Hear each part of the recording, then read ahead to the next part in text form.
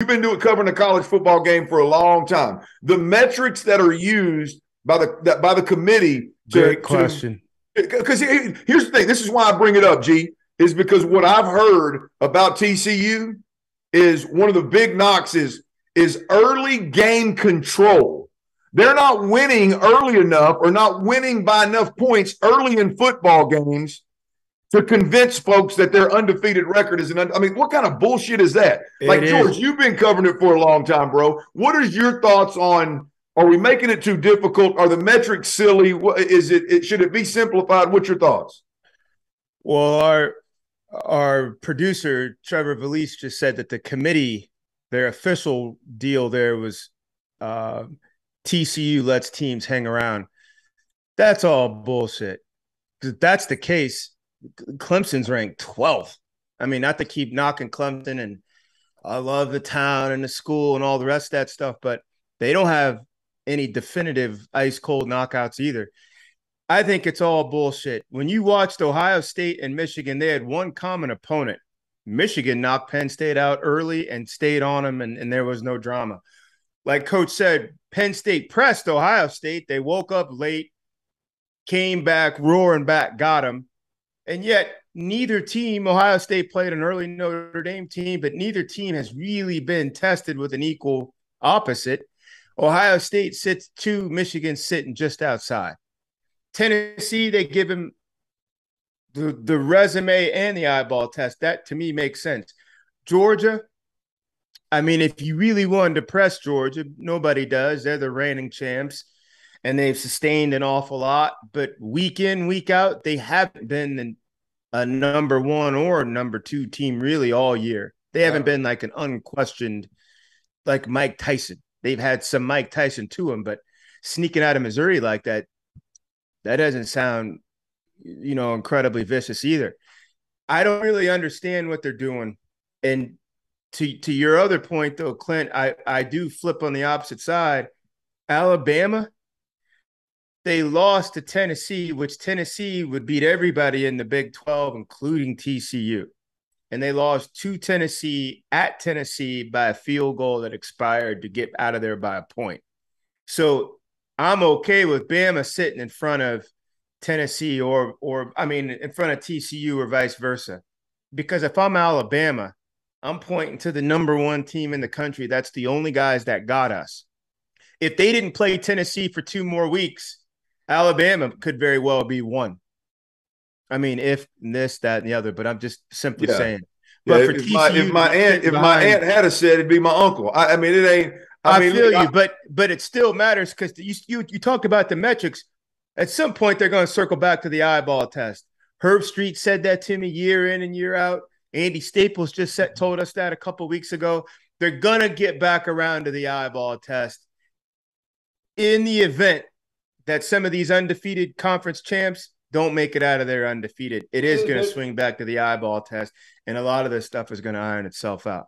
Let me just say this, right? Real quick, Clint. All right, so it's not a big deal, but it is a big deal. I said it early. Why do you think Mike Gundy went for it last year? He had to. Because he wanted. Oh, in the conference championship? Exactly. He had to. Yeah. Because he wanted to get in the playoffs. Yeah, he had no choice. That's exactly right. Right?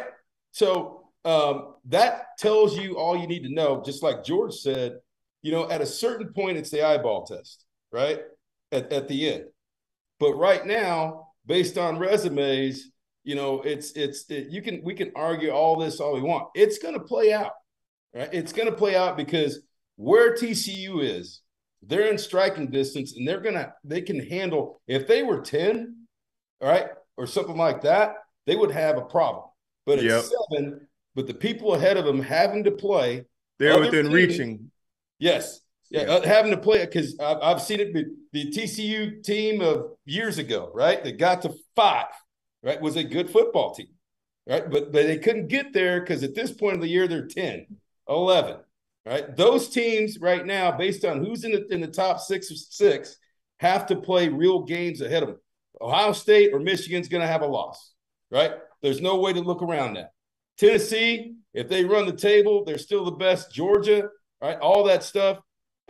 but my point being, and I agree with you, George, Clemson, where they are right now, it's going to be hard to dislodge them because I don't see anybody in the ACC that's going to beat them unless they just come sleepwalking in the game, and they're still more talented than most people in that league. Correct. That's the issue, like you brought up, right? And so the criteria used to be just plain game control. Remember that? Now it's early game control, right? It used to just be game control. Did they control the game? And now early game control. Hey, you know what? If you win games like Ohio State won last week on the road in that kind of hostile environment in the fourth quarter, and you turn it on like that, you're a better football team. That showed me who they really were in a real situation against a real football team. Can I pop two questions in here? One to both of you. Well, the Ohio State-Michigan loser, they're both going to stay right where they are. In fact, hell no. I don't. If Georgia loses, Michigan could squeeze up. I'm saying they're not going to drop. Let me finish. I didn't even get the question out. How could you even argue it if I even get the question out? Because if it's even close to what did come out, if Michigan, the loser stays where they're at. No. Hold on, Nostradamus. Let me get the question out. Ohio State and Michigan are both top 5. The loser isn't going to drop that far. Alabama played Tennessee, and they only dropped down to 6. They started out at 6 because the loss was so powerful and the game was so close. And Alabama will find itself back in striking distance.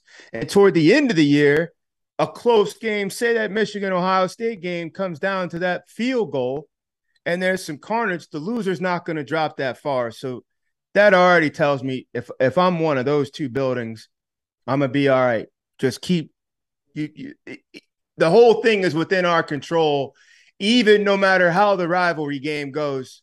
Am I off, Clint, Coach? You're still going to be within striking distance if carnage hits. Am I right? Look where they are. You're talking about TCU or you're talking about those guys? So I'm talking about Ohio State, Michigan. The loser is still going to be within striking distance once all this conference championship stuff starts happening. Well, I think there's a lot to be seen. But a one loss, I think that the issue is what Clint brought up and what you've said. A one-loss Big Ten or a one-loss SEC team is in before a one-loss Big 12 team. And that's sad. Correct. Right? I mean, that's the issue. I mean, that's what we brought up. So if there's a one loss out of those guys, unless something changes drastically, a one-loss SEC or a one-loss Big Ten team is gonna overtake a one-loss, because I don't see Clemson even with one loss, right? Depends on who it is, but they for whatever reason people think they're really good, and like you said, they've been on the bar floor every game they play. But a one-loss Big 12 team, for whatever reason, is out. Yep. I'm gonna tell you, it's gonna get the conversation, guys, because let's go down the rankings there a little bit. You got a bunch of one-loss football teams. It's kind of where you were going. Clint, let me ask you this question. You played quarterback in the SEC. I didn't. Coach, you coached in the SEC. I didn't. When you see a team like TCU, and they're not in the SEC, but they're right there, to me, they have the most pressure on them. They have the most pressure on them because they will get no grace. They have the smallest strike zone, and they got a really gnarly back half of the schedule. To quarterback a team like that or to coach a team like that, how do you get into the approach with all this pressure? Because you can't just say we're just going to do our thing and play to play without guys getting tight. Clint, taking your team out there. Next week they're on the road at Texas. You're going to be looking around and looking ahead of you and all the rest of this shit. You got good opponents. Coach, same thing, trying to get your team room together. What is it? How do you hold them by the reins and drive them through? Because the next 4 weeks, it's pressure for them. Shoot, it's easy. It's easy for me. If you're feeling pressure at this point, your ass don't deserve to be number 7 in the country and in this conversation from the jump. If you're TCU, you playing with house money. You ain't got shit to lose. Just like Coach Sumlin said. Why do you think Gundy went for it last year? Because he knows he had to. If you're TCU, hey, you got to go run the score up. You got to beat everybody. You got to go for 2. Because unfortunately, we all know that it don't matter what TCU does. When it comes to George, you talked earlier about that eye test. When it comes down to the eye test, it doesn't matter what TCU does. They are not going to win the eye test over Ohio State.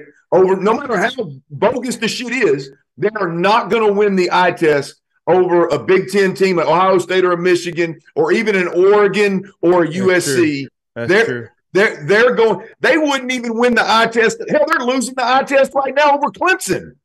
Yeah, right. I mean, shit. I mean, that's just, if they're feeling any pressure whatsoever, then we need to order us another round of drinks, fellas, and move on to the next topic. I say the pressure piece because they're the only team up here. This is rarefied air for. All the rest of these guys we're back. We're back. But here's what I would say, George, as a coach right now, and just knowing Sonny and his demeanor, right? He's in a good place because they are disrespected right now, right? Yeah. They don't have anything to lose anyway, right? So now you're playing with the disrespect card. Okay, we weren't supposed to be here in the first place, right? Now we're winning, we're playing really good football. Look, we just do what we have to do. There's less pressure if you handle it the right way as a coach. There's less pressure on your football team than there is on SC. SC has got to feel pressure at 9. Yeah. They can't lose another game, right? They can't. I mean, Oregon and SC got pressure on if they want to get it. Does that make sense? From teams that have seen it, they can't do it. Right now, these guys at TCU haven't been there, and they've been stomping people, I mean, this year. So just keep doing what we're doing, guys. Nobody respects us, right? Let's keep playing our football. And then we'll look up here in the next 4 or 5 weeks. We'll figure out where we are. And if they keep disrespecting us at the end, right, then I'll say something. But y'all keep doing what y'all do. Let's just keep winning football games. And sooner or later, somebody's going to stand up and say, you know what? That TCU football team is really, really good.